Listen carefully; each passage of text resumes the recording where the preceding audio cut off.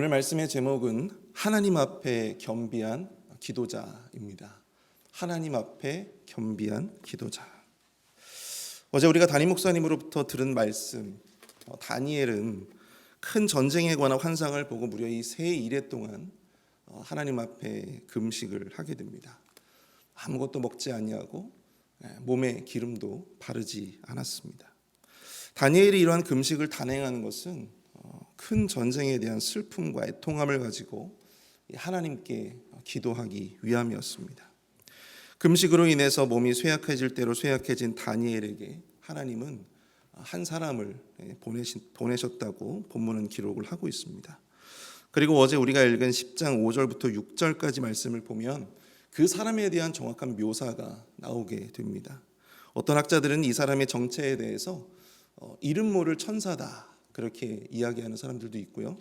또한 이 요한계시록에 등장하는 예수님을 묘사하는 그 구절들과 오늘 이 다니엘 어제 그 본문을 비교해 봤을 때 조금 비슷한 그런 부분들이 있기 때문에 예수 그리스도가 현현한 것이 아니냐 그렇게 주장하시는 분들도 있습니다.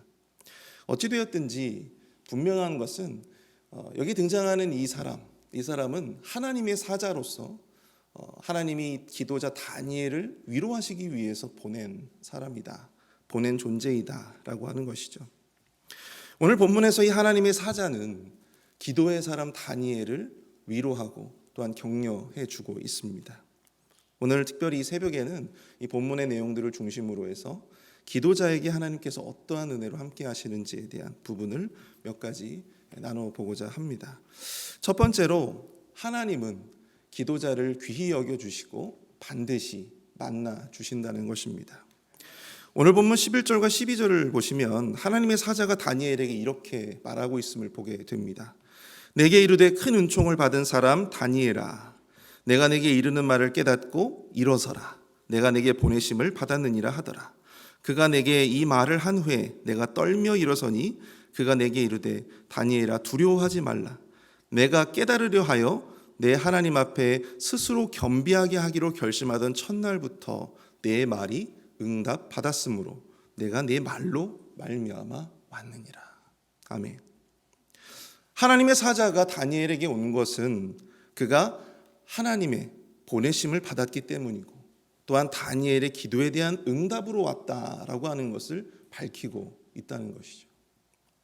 특히 11절에서 하나님의 사자는 다니엘을 이렇게 칭하고 있습니다. 큰 은총을 받은 사람 다니엘. 큰 은총을 받은 사람 다니엘. 그리고 이것은 19절에서도 동일하게 등장하는 표현입니다. 두 번을 반복을 하고 있죠. 이는 기도의 사람 다니엘이 하나님께 얼마나 귀하고 또 얼마나 큰 사랑과 은혜의 대상인가를 우리는 밝히 드러내주는 표현이라고 할 수가 있는 것입니다. 하나님의 비밀스러운 계시까지도 함께 공유할 수 있는 그런 친밀한 관계, 그만큼 귀히 여기는 관계라고 하는 것입니다. 또 한 가지는 그가 기도하는 순간 금식 기도를 통해서 그의 심신이 얼마나 피폐되어져 있었겠습니까? 근데 그 순간에도 분명한 것은 하나님의 은혜가 그와 함께하고 계셨다고 하는 사실이죠. 우리가 기도에 응답을 받았기 때문에 하나님의 은혜를 경험한 것이고 그렇지 못했기 때문에 하나님의 은혜를 받지 못한 것이 아니고 우리가 기도하는 그 순간부터 우리 하나님께서는 하나님의 은혜로 말미암아 우리와 함께 하고 계신다라고 하는 사실을 우리는 이 짧은 구절이지만 이 말씀을 통해서 우리가 이해해 볼 수 있다라고 하는 것이죠. 사랑하는 성도 여러분, 하나님은 기도하는 자를 귀히 여겨주십니다. 모든 성도님들이 다 귀하시죠. 그러나 하나님께서 정말 귀하게 보시는 이들은 기도하는 자들인 줄로 믿습니다. 정말 보석과 같은 그런 분들이에요. 기도하는 자를 주목하시고 기도하는 자를 반드시 만나 주신다. 세 일해 동안 금식하며 기도한 다니엘을 하나님은 외면치 않으시고 당신의 사자를 보내셔서 그에게 너의 기도가 응답이 되었다. 이거를 깨닫게 해 주신 것입니다. 두려움 가운데 있었던 다니엘을 다시 일으켜 주시고 우리가 하나님께 토로한 그 기도, 우리가 주님 앞에 아뢰는 그 기도가 땅에 떨어지지 아니고 응답되었다, 응답받았다, 이거를 다니엘에게 분명하게 인지시켜주고 있는 것입니다. 사랑하는 성도 여러분, 우리의 기도는 결코 땅에 떨어지지 않습니다. 믿으십니까? 모두 하나님께서 기억해 주시고 하나님의 선하신 계획에 따라서 응답해 주실 것입니다. 때로는 우리가 기도하고 우리가 바라는 그 방법보다 훨씬 더 완벽하고 또한 아름답게 하나님께서 응답을 해 주실 거예요. 왜 그러실까요? 그분은 우리보다 큰 분이기 때문에 그래요. 우리가 생각하는 것 그 이상으로 생각하시는 분이기 때문입니다. 그러므로 우리는 결코 낙심하지 말아야 돼요. 하나님이 지금 우리를 주목하고 계세요. 기도하는 사람을 주목하고 계세요. 우리는 기도의 내용을 중요하게 생각하지 몰라도 하나님이 중요하게 생각하시는 건 뭐예요? 기도하는 사람이에요. 하나님은 기도자에게 주목하시는 줄로 믿으실 수 있기를 바랍니다. 그래서 우리는 결코 낙심하지 말아야 돼요.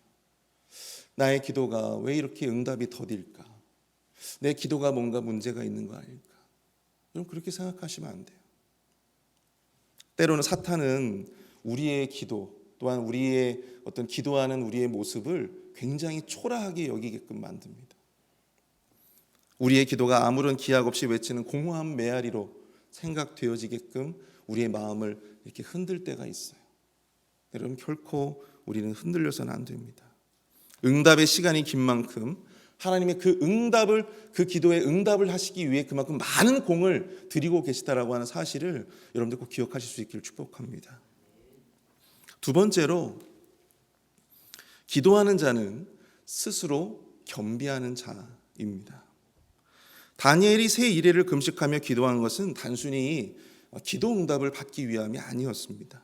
오늘 본문 12절을 보시면 그가 내게 이르되 다니엘아 두려워하지 말라. 내가 깨달으려 하여 내 하나님 앞에 스스로 겸비하게 하기로 결심하던 첫날부터 내 말이 응답받았으므로 내가 네 말로 말미암아 왔느니라. 그가 기도했던 것은 하나님이 주시는 그 환상이 어떠한 의미인지를 깨달으려 했고 또한 하나님 앞에 스스로 겸비하기 위해서 기도했다라고 하는 사실입니다. 여기서 스스로 겸비하게 하기로라고 하는 표현은 이 원어적인 의미로 좀 가깝게 생각을 해볼 때 스스로 내리누르는 것을 의미하고 있습니다. 다니엘이 금식하며 기도하는 것은 다름 아닌 자기 자신을 내려놓고 온전히 하나님께 모든 것을 내어 맡기겠다라고 하는 그 의지의 표현인 거예요. 내 거는 주님 앞에 다 내려놓습니다. 내가 의지할 것은 이제 하나님밖에 없습니다. 하나님 제발 좀 도와주십시오. 이게 바로 다니엘의 솔직한 심정이 아니었을까 생각해 봅니다. 이것은 기도하는 자가 자기 마음의 욕망을 다 내려놓고 자기가 생각하는 그 모든 수단과 방법들을 다 내려놓고 온전히 그 모든 것을 하나님 뜻에 맡기겠다라고 하는 그런 의지, 그러한 마음으로, 그러한 자세로 기도해야 함을 말씀하고 있다는 것입니다. 우린 보통 우리가 하는 기도에 초점을 맞추기 때문에 우리가 어떠한 내용으로 하나님 앞에 기도하는지 또한 우리가 어떻게 기도하는지에 대해서만 생각하기가 쉬워요. 근데 제가 서두에서도 말씀드렸다시피 하나님은 누구에게 집중하신다고요? 기도하는 자에게, 기도하는 사람에게 집중하신다는 것입니다. 우리는 어떻게 기도해야 될지 또 무엇을 기도해야 될지만 생각하지만 하나님이 생각하시는 것은, 주목하시는 것은 기도하는 사람이에요. 그래서 우리가 기도할 때 집중해야 될 것이 참 많이 있겠지만 무엇보다도 기도하는 자기 자신을 먼저 하나님 앞에 온전하게 가다듬을 필요가 있다는 것입니다. 예배를 드릴 때에도 우리가 이 예배와 더불어서 예배자 자신을 하나님 앞에 드려야 하는 것처럼 기도하는 사람도 마찬가지예요. 우리의 기도만 하나님 앞에 올라가는 것이 아닙니다. 기도하는 그 기도자의 마음, 그 기도자의 자세도, 그 기도자의 뜻도 하나님 앞에 상달됨을 우리가 여러분 기억하셔야 됩니다. 그래서 우리는 주님 앞에 다니엘처럼 내가 주님의 말씀을 깨닫기를 원합니다. 내가 주님 앞에 스스로 겸비해지길 원합니다.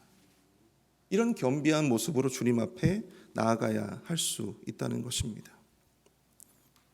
여기서 재밌는 것은 12절에서 이렇게 말씀하고 있다는 것이죠. 내 하나님 앞에 스스로 겸비하게 하기로 결심하던 첫날부터 내 말이 응답받았으므로. 그러니까 하나님 앞에 스스로 겸비한 그 순간 이미 기도에 대한 응답을 받았다는 거예요. 이미 그 응답을 받았다는 거예요. 이것은 기도 응답에 있어서 우리가 무엇을 기도하고 어떻게 기도하는 것보다 하나님 앞에 기도자로서 어떻게 서느냐, 이것이 기도 응답이 얼마나 중요한 열쇠가 될 수 있는가를 우리가 이 말씀을 통해서 깨달을 수 있는 것입니다. 사랑하는 성도 여러분, 진정한 기도자가 되실 수 있기를 축복합니다. 마음을 겸비해서 언제나 하나님께 응답받는 기도의 주인공들이 다 되실 수 있기를 축복합니다. 무엇을 기도하고 또 내가 어떻게 기도하는 것보다 훨씬 더 중요한 것은 내 스스로가 어떠한 기도자인가, 하나님 앞에 나는 어떠한 모습으로 서 있는가, 이것이 훨씬 더 중요한 문제라는 것이죠. 이것을 놓치지 않으시는 저와 여러분 될 수 있기를 축복합니다. 우리 마지막으로 우리의 기도는 결코 중단되지 말아야 한다는 것입니다. 오늘 본문 13절에 보시면 언뜻 좀 이해가 잘 안 되는 말씀이 등장을 합니다. 13절을 보시면 그런데 바사 왕국의 군주가 21일 동안 나를 막았으므로 내가 거기 바사 왕국의 왕들과 함께 머물러 있더니 가장 높은 군주 중 하나인 미가엘이 와서 나를 도와주므로. 여기서 하나님의 사자를 막았던 이 바사 왕국의 군주, 그 정체가 과연 무엇일까요? 도대체 그가 누구이길래 하나님의 보내심을 받은 하나님의 사자를 무려 며칠 동안이요? 21일 동안이나 막을 수 있었겠는가 하는 점이죠. 여기에 대해서 우리 장로교회 창시자인 존 칼빈이 이런 이야기를 했습니다. 이 존재를 페르시아의 왕, 그러니까 바사 제국의 실제 인물이었던 캄비세스라고 하는 왕을 의미하는 것이다, 그렇게 이야기를 했어요. 근데 여러분 생각해 보십시오. 평범한 인간이 아무리 왕이라고는 하지만 그 평범한 인간이 어떻게 영적인 존재인 하나님의 사자를 21일 동안이나 막을 수 있었겠습니까? 말이 안 되는 것이죠. 그래서 현대 학자들은 이 존재에 대해서 초자연적인 능력을 가진 악한 천사, 즉 이 사탄을 의인화하는 것으로 그렇게 이해를 하고 있습니다. 사탄이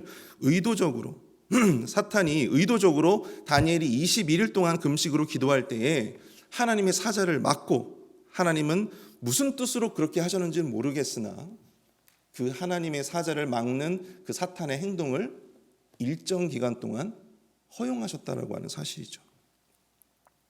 사랑하는 성도 여러분, 기도라고 하는 것은 영적인 전쟁입니다. 근데 중요한 것은 이러한 영적인 전쟁도요, 결국 누구의 뜻 안에서 이루어지고 있는 것입니까? 하나님의 뜻 안에서 이루어지고 있는 거예요. 사탄은 우리의 기도 응답을 방해할 만한 능력을 갖고 있지 못합니다. 그럼 사탄이 뭐길래 우리가 하나님 앞에 기도하는 그 기도의 응답을 막고 자시고 갈 수 있겠어요? 하나님의 어떤 선하신 뜻이 있기 때문에 사탄의 그러한 행동을 잠시 기간 동안 그저 허용하고 있는 것뿐입니다.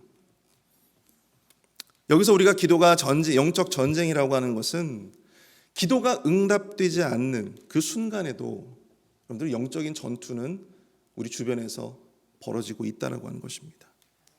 기도할 때 여러분들 우리의 마음을 한번 들여다보십시오. 하루에도 몇 번씩 기도하고 있는 우리의 마음이 왔다 갔다 하지 않습니까? 우리 마음 속에선 확신과 의심, 그리고 믿음과 두려움이 서로 혼재되어져서 하루에도 몇 번씩 우리의 마음을 들었다 놨다 하잖아요. 하지만 분명한 것은 그마저도 하나님의 뜻 안에서 이루어지고 있다라고 하는 사실을 여러분들 우리가 기억해야 하는 것입니다. 중요한 것은 그럼에도 불구하고 우리가 우리의 기도를 결코 멈출 수 없다는 거예요. 그럼에도 불구하고 우리의 기도의 분량을 채워야 한다는 사실입니다. 제가 예전에 함께 사역했던 한 권사님을 제가 기억하는데요. 10년 전 일인데도 제가 그 권사님 성함을 똑똑히 기억을 하고 있을 정도로 저에게는 굉장히 큰 경험이었어요. 한 20년 넘게 남편의 전도를 위해서 기도하셨던 권사님이 계셨습니다. 굉장히 인품도 좋으시고 또 이 교회 안에서도 굉장히 신망이 두터우신 분이었어요. 근데 이런 분이 갑자기 제가 맡고 있었던 이 화요 전도대 그 모임 가운데 오셔서 본인이 화요 전도대에 봉사를 하시고 싶다고 하시는 거예요. 그래서 아니 어떻게 이렇게 오시게 됐냐고 제가 그 이유를 한번 여쭤봤죠. 그랬더니 그러시는 겁니다. 제가 20년 넘게 남편 전도를 위해서 남편한테 교회 가자고 그렇게 이야기를 해봤는데 아무 소용이 없었다는 거예요. 그래서 자기가 마음을 바꿨대요. 하나님 앞에 하나님이 원하는 사람들, 또 하나님이 택한 사람들, 다른 사람들에게 복음을 전하면 혹시라도 하나님께서 우리 남편의 마음을 바꿔주지는 않으실까. 그 마음으로 이 화요 전도대에 지원을 하게 됐다고 말씀을 하시더라고요. 근데 얼마나 그 마음이 귀합니까? 근데 정말 어느 날이었어요. 그 후로부터 시간이 얼마나 지났는지는 알 수 없으나 어느 날 이 권사님이 시어머님이 돌아가셨습니다. 시어머님이 노안이 오셔서 돌아가시게 됐어요. 근데 장례식장이요, 빈소가 강원도 횡성이었어요.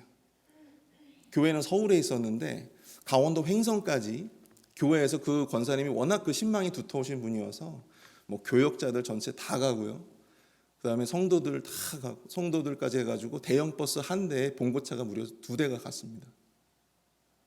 과연 70명이 넘는 사람들이 그것도 주중에 가가지고 위로한 거예요. 같이 예배드리고 위로하고. 근데 그 다음 주에 놀라운 일이 벌어졌습니다.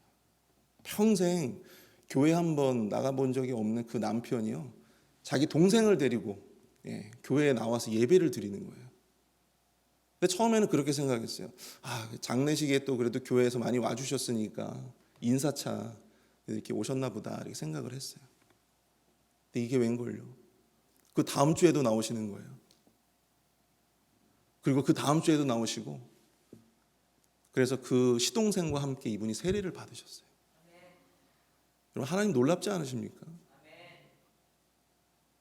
여러분, 하나님이 어떻게 응답하실지 우리는 몰라요. 하나님이 얼마나 아름답고 얼마나 근사한 방법으로 응답하실지 우리는 알 수 없습니다. 사랑하는 성도 여러분, 하나님은 기도하는 자를 결코 버려두지 않으십니다. 그를 만나주시고 그에 대한 응답을 지금도 준비하고 계십니다. 의심하지 마십시오. 마음 흔들리지 마십시오. 하나님 앞에 내가 어떻게 늘 겸비할까를 고민하십시오. 그 응답이 어떻게 되든지 하나님의 뜻대로, 하나님이 좋으신 대로 응답되게 해달라고 우리의 마음을 하나님 앞에 드리면 하나님은요, 그 마음을 받으시고 우리의 그 기도를 응답해 주실 줄로 믿습니다. 우린 단지 하나님 앞에 겸비한 기도자로 바로 서기만 하면 되는 것입니다.